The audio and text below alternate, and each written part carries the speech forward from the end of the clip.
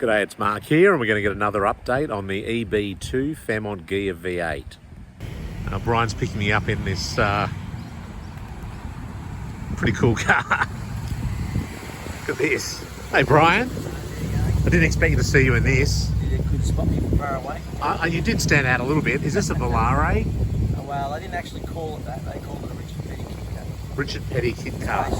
Based on a Volare. 360, is it? Yeah. Wow, it's pretty cool. All right, I'll hop in. Sounds good.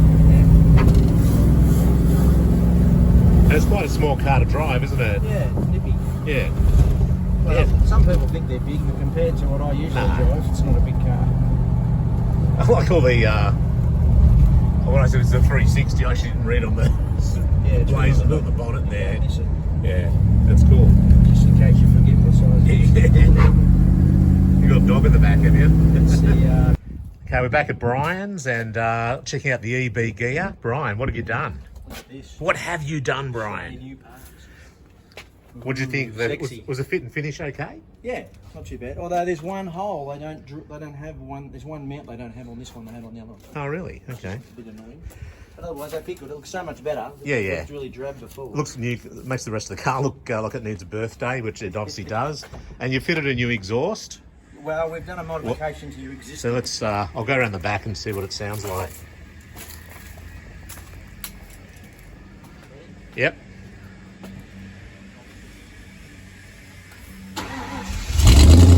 Oh yeah.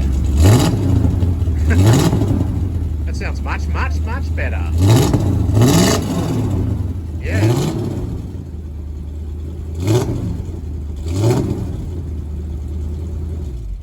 V8 sound. That sounds really good actually. Yeah. Yeah, much I didn't even better. get that much noise out of it, actually. I was surprised. Yeah, that's actually a big improvement. Yeah.